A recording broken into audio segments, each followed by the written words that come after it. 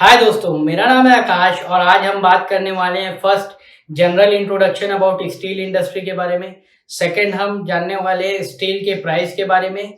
Third हम जानने वाले top steel producing companies in India के बारे में। एंड फोर्थ इसके फंडामेंटल के बारे में। इसमें हम सीखेंगे कि कैसे हम आयरन ओर से फिनिश स्टील प्रोड्यूस करते हैं।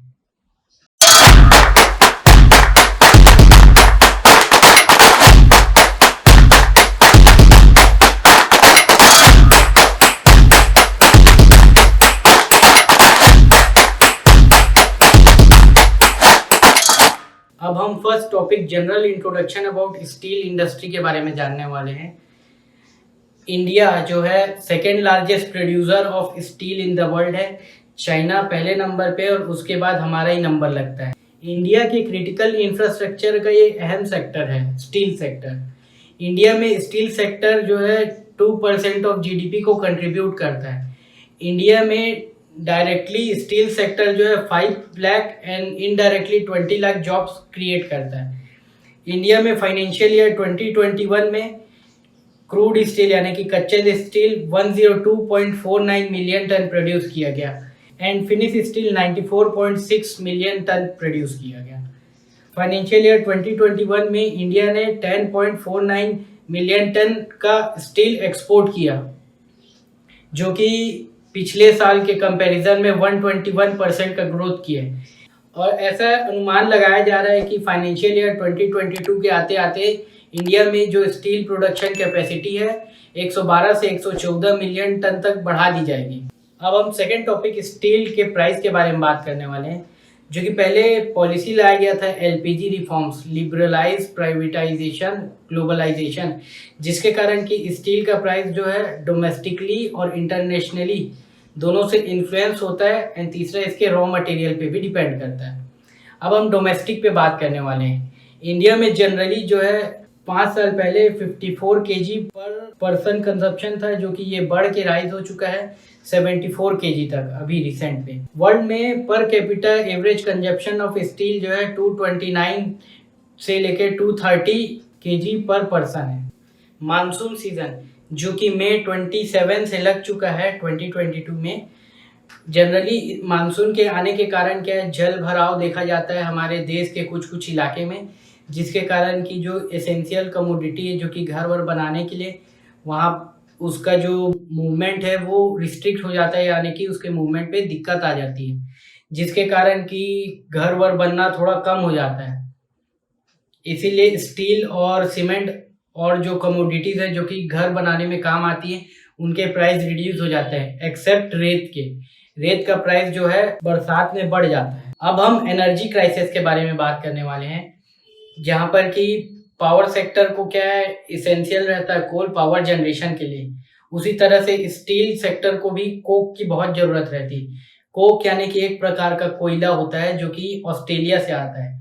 जनरली रशिया एंड यूक्रेन के वॉर के कारण जर्मन कंट्रीज जो हैं रशिया से कोल नहीं ले रही हैं, जिसके कारण वो कोल जो है चाइना एंड ऑस्ट्रेलिया से ले रहे हैं, जिसके कारण जो हमारे यहाँ कोयला आता है जो कि स्टील सेक्टर में उपयोग होता है उसका दाम जो है बहुत बढ़ चुका है। बहुत सारी कंपनी स्टील कंपनियों का मैक्सिमम कॉस्ट रहता है। Steel authority of India SAIL का जो है 38% कॉस्ट जो है कोल से आता है।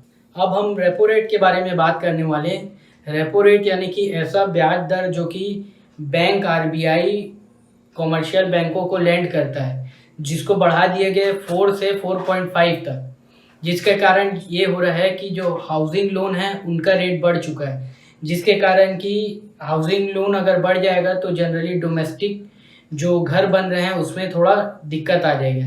तो इस कारण भी कमोडिटी के प्राइस जो है स्टील सेक्टर के वो अफेक्ट होते हैं। अब हम इंटरनेशनल फैक्टर के बारे में बात करने वाले हैं जो कि स्टील के प्राइस को अफेक्ट करता है। जनरली चाइना फैक्टर इन्वॉल्व है। वर्ल्ड का बिगेस्ट प्रोड्यूसर ऑफ स्टील जो है चाइना है।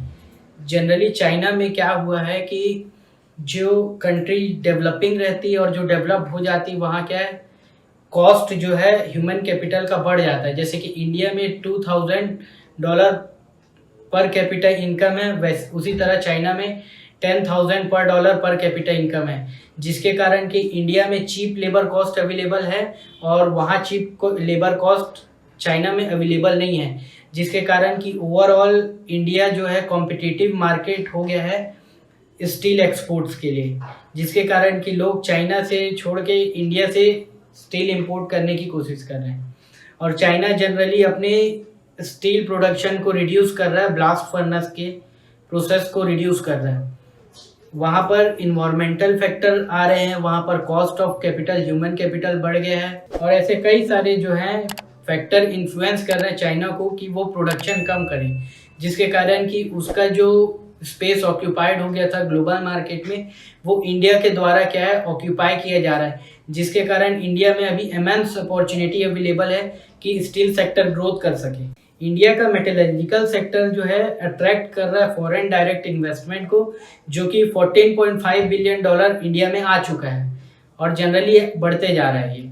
और अपन रॉ मटेरियल की तो बात कर ही चुके हैं, कोल की, जिसके कारण भी यहाँ पर प्राइस इन्फ्लुएंस होता है। जनरली सेकंड इसमें आता है रॉ मटेरियल जो कि आयरन ओर है। आयरन ओर जनरली उस मिट्टी को कहा जाता है जिसमें कि आयरन पाया जाता है। इसको इंडिया में इंटीग्रेटेड प्लांट लोग अपने पीछे इंटीग्रेट कर लेते हैं, कई सारी माइंस को रिलीज पे ले लेते हैं, जिसके कारण कि वो कॉस्ट जो है इनका कंट्रोल हो जाता है। बस वहाँ जो है रॉयल्टी एंड लोगों को सैलरी देना पड़ता है। अब हम थर्ड टॉपिक के बारे में बात करने वाले हैं, टॉप स्टील प्रोड्यूसर या मैन्युफैक्चरर इन इंडिया के बारे में। हम इसमें फर्स्ट के बारे में जानने वाले हैं जो कि टाटा स्टील है। 19.6 मिलियन टन की कैपेसिटी में ऑपरेट करता है और इंटरनेशनली इसके पास 35 मेट्रिक टन पर एनम की कैपेसिटी है। अब इसमें हम सेकंड प्लेयर की बात करने वाले हैं जो कि है सेल, गवर्नमेंट की पीएसयू है महारत्न। इसके जो कैपेसिटी है 21 मेट्रिक टन पर एनम। इसमें हम थर्ड प्लेयर की बात करेंगे जो कि है जिंदल स्टील। इनके पास generally 18 metric tonne per annum की कैपेसिटी है इंडिया में। इसमें फोर्थ जो है एसआर स्टील है जो कि आर्सिलर मित्तल द्वारा बाय आउट किया गया है, जिसकी कैपेसिटी जो है 10 मिलियन टन पर एनम है। और इसमें और कई से छोटे छोटे प्लेयर भी हैं जो कि 1 मेट्रिक टन पर एनम या 2 मेट्रिक टन पर एनम में भी ऑपरेट कर। Integrated steel plant. Integrated steel plant एक ऐसा प्लांट होता है जो कि सभी बेसिक नेसेसिटी को, जैसे कि पावर हो गया, आयरन ओर हो गया, कोल हो गया, वाटर सप्लाई हो गया, वो सबको एक ही छत के अंदर लाके काम करता है। जैसा कि Bhilai steel plant of India जो कि एक बेहतरीन एग्जांपल है इंटीग्रेटेड स्टील प्लांट। अब हम फोर्थ टॉपिक स्टील के फंडामेंटल के बारे में बात करने वाले हैं, कैसे स्टील को रॉ मटेरियल से फिनिश प्रोडक्ट में बनाया जाता है। स्टील जनरली क्या है, एक एलॉय है जिसमें कि आयरन इन्वॉल्व रहता है, कार्बन रहता है और डिपेंड करता है आपको किस टाइप का मटेरियल चाहिए, उसके हिसाब से sulphur, prosperous, manganese, zinc, copper etcetera मिलाया जाता है।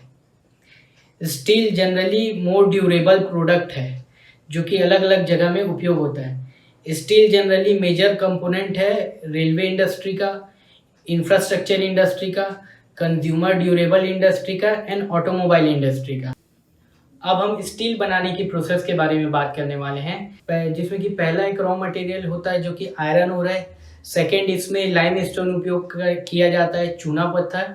थर्ड इसमें उपयोग किया जाता है कोक यानी कि कोयला। फर्स्ट रॉ मटेरियल जो कि आयरन ओर यानी कि अर्थ का ऐसा फॉर्म रहता है जिसमें कि आयरन कंटेंट जो है रिच रहता है। ये जनरली पहाड़ों को काट काट के निकाला जाता है और ये जनरली छत्तीसगढ़ में पाया जाता है, कुछ जगह उड़ीसा में पाया जाता है, महाराष्ट्र में और मध्य प्रदेश में ये जो है पाया जाता है। अब इसको आयरन ओर को माइन से जो है प्लांट लाया जाता है और प्लांट में इसे सिनेटर प्लांट में ले जाया जाता है, जहाँ पर कि आयरन ओर को पूरा पाउडर जैसे आप लोग लगाते हैं सेम उसी के फॉर्म में इसको एकदम क्रश कर दिया जाता है। फिर इसे मैग्नेटिक सेपरेटर से इसे आयरन निकाल लिया जाता है, क्योंकि पूरा फ्री एलिमेंट तो आयरन रहता नहीं है, जिससे के कारण कि बहुत सारे आयरन को मेटल से इसको खींच लिया जाता है। फिर इसे ब्लास्ट फर्नेस पे भेजा जाता है जिसमें कि इसको एकदम हाई टेम्परेचर पे गलाया जाता है, जिससे कि हम पहली बार आयरन बनता है। और आयरन बनाने के लिए हमें दूसरा रॉ मटेरियल जो लगता है वो है कोल। जनरली इसको पकाया जाता है पहले तो बिन ऑक्सीजन के, एग्जाम्पल के लिए कि अगर कुकर है मान लेते हैं, और उस कुकर के अंदर आप कोयला रखते हो और कोयले को नीचे से जलाते हो कुकर को ऑन करके, जिसके कारण कि कोयले का कार्बन कंटेंट ही रह जाता है, और जो कोल है जिसको कि हम पकाते हैं यानी कि कुक करते हैं, उससे जो एडिशनल एलिमेंट रहते हैं जैसे कई सारे गैसेस हैं, उसको हम अलग जगह एज अ एनर्जी का सोर्स उपयोग कर लेते हैं। और जो कुक करने के बाद जो कोयला बनता है उसको उसमें कार्बन कंटेंट एकदम रिच रहता है। जनरली कोयला जो है स्टील सेक्टर में उपयोग होता है वो ऑस्ट्रेलिया से इंपोर्ट करके लाया जाता है। अब कोल तो पक गया, अब कोल को ऐसे तो उपयोग नहीं करते, तो कोल को क्या एकदम पाउडर फॉर्म में कन्वर्ट कर देते हैं, और जो कोयला जो है पाउडर फॉर्म में रहता है उसको हम उपयोग करते हैं ब्लास्ट फर्नेस को हीट करने के लिए। और ब्लास्ट फर्नेस को हीट करते हैं तो जो उसमें रखा आयरन ओर है वो गल जाता है, जिसके कारण कि आयरन बन जाता है और नीचे स्लैग इकट्ठा हो जाता है। और ये जो आयरन रहता है वो जनरली एलॉय के फॉर्म में रहता है, उसमें हम परसेंटेज ऑफ कार्बन ऐड करते हैं 0.5 से लेके 1.5% तक, जिससे कि वो क्या है स्टील बन जाता है। अब ब्लास्ट फर्नेस में दो प्रकार के आयरन बनते हैं, एक है पिग आयरन, दूसरा है कास्ट आयरन। और जनरली ब्लास्ट फर्नेस से जब आयरन बनाया जाता है तो ये BOF मेथड से उपयोग किया जाता है, यानी कि ब्लास्ट ऑक्सीजन फर्नेस से। आपने कोरोना क्राइसिस पे तो देखा ही होगा, स्टील प्लांट से बहुत मात्रा में ऑक्सीजन ला रहे थे, तो ये जो ऑक्सीजन है वही उपयोग होता है BOF यानी कि ब्लास्ट ऑक्सीजन फर्नेस को ऑपरेट करने। अब जो आयरन बना उसको हम फर्दर रिफाइन करते हैं यानी कि उसको छानते हैं, फिर इसको ब्लूम्स, बिलेट एंड स्लैब में कन्वर्ट करते हैं, यानी कि इसको सेमी फिनिश प्रोडक्ट में कन्वर्ट किया जाता है। आप अगर स्टील प्लांट के आसपास हो या छत्तीसगढ़ में कभी ट्रेवल किए होगे तो आप देखे होंगे कि ट्रक के पीछे लोहे के बड़े बड़े स्लैब रहते हैं या रॉड रहते हैं मोटे मोटे, वो आ जाते हैं सेमी फिनिश प्रोडक्ट के अंदर। अब हम दूसरी तरीके से स्टील बनाने का प्रोसेस बताने वाले हैं, जो कि है स्क्रैप मेटल को उपयोग करके, यानी कि भंगार के मेटल को उपयोग करके। जनरली इसको क्या है इलेक्ट्रिक आर्क मेथड से बनाया जाता है। आप कभी 2 पॉइंट को प्लस और माइनस को बैटरी का लेके टच करा के वायर से कभी हाथ में टच करके देखना, जनरली वहाँ हीटिंग प्रोड्यूस हो जाता है। और इसी मेथड को बहुत लार्ज इलेक्ट्रिक सप्लाई करके गर्म किया जाता है और उस हीट से मेटल को गलाया जाता है। जनरली ये स्क्रैप मेटल के लिए किया जाता है। और स्टील जो है मैक्सिमम ब्लास्ट फर्नेस द्वारा बनता है और कम मात्रा में इंडिया में जो है स्टील आर्क मेथड से बनता है। स्क्रैप मेटल से जो स्टील बना उसको भी हम फर्दर रिफाइन करके सेमी फिनिश प्रोडक्ट यानी कि ब्लूम, ब्लिट्स एंड स्लैब में कन्वर्ट करते हैं, और फिर फर्दर इसको कई सारे स्मॉल एंड मीडियम एंटरप्राइजेस जो कि लोहे के में काम कर रहे हैं उसको देते हैं। अब हम सेमी फिनिश प्रोडक्ट को लेते हैं, फिर इसमें रोलर में भेजते हैं इसको।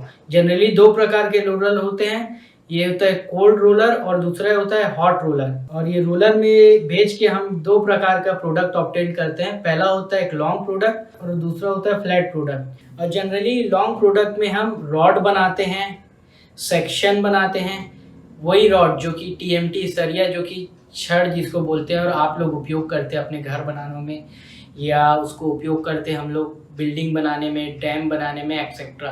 अब हम फ्लैट प्रोडक्ट के बारे में बात करने वाले हैं। इसको जनरली दो भाग में डिवाइड किया गया है, पहला है प्लेट एंड दूसरा है रोल्ड कॉइल के बारे में। प्लेट से हम जनरली ऑटोमोबाइल बनाते हैं, जैसे कि बोनट हो गया, दरवाजे हो गए एक्सेट्रा, और इसको जनरली स्टील पाइप बनाने में भी काम आता है। उसी के जगह जो हॉट रोल्ड कॉइल है उसको हम कुछ जगह छत बनाने का काम करते हैं। अब जो स्टील बनाने का प्रोडक्ट है वो बहुत ज़्यादा एनर्जी रिक्वायर करता है। इसमें जनरली अपन आयरन ओर एंड कोक लेते हैं, और इसमें स्टील प्लांट में जो है आयरन ओर एंड कोक जो है सॉलिड क्वांटिटी में लिया जाता है एकदम, जिसके कारण कि ये आयरन ओर एंड कोल जो है वेट रिड्यूसिंग एलिमेंट हो जाते हैं। वेट रिड्यूसिंग एलिमेंट हो जाते हैं, इसके चक्कर में जो कंपनी है उनको अपना ट्रांसपोर्टेशन कॉस्ट बचाना रहता है, जिसके चक्कर में माइंस के पास बहुत सारी स्टील कंपनी जो है लोकेटेड रहती हैं। एग्जाम्पल के लिए अगर आप 2 kg कोल ला रहे हैं और 2 kg आयरन ओर ला रहे हैं, तो 2 kg आयरन ओर में सपोज करते हैं कि 50% ही बना, यानी कि 1 kg बना।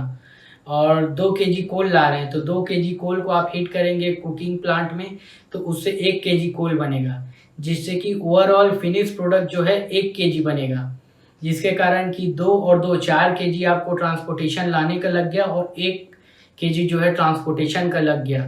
तो अगर ये ऐसी जगह में जहाँ माइंस दूर है तो वहाँ ट्रांसपोर्टेशन चार्जेस जो है बहुत ज़्यादा पड़ जाता है विज़ अगर ये आयरन और माइन के पास रहे तो क्या है कॉस्ट जो है कम हो जाता है। स्टील सेक्टर यानी कि ये जो सेक्टर है वो बहुत साइक्लिकल इन नेचर है। ये generally auto sector and construction पे बेसिकली डिपेंड करता है। जैसा जैसा ये साइकिल में ऑटोमोबाइल का कंजप्शन एंड कंस्ट्रक्शन का डिमांड बढ़ता है, उसी के साथ साथ स्टील का भी डिमांड बढ़ता है। तो आज हमने जाना पहला general introduction about steel industry के बारे में, दूसरा हमने जाना कि स्टील के प्राइस को कैसे तय किया जाता है उसके बारे में, थर्ड हमने जाना कि इसमें कौन मेजर प्रोड्यूसर या मैन्युफैक्चरर ऑफ स्टील है इंडस्ट्री में इंडिया में, और थर्ड हमने जाना कि स्टील को कैसे प्रोड्यूस किया जाता है from raw material to finish product के बारे में। तो आज के लिए बस इतना ही दोस्तों। स्टील सेक्टर में और जानकारी के लिए हमारे इस चैनल दबंग एनालिस्ट को लाइक, सब्सक्राइब एंड शेयर करें। धन्यवाद।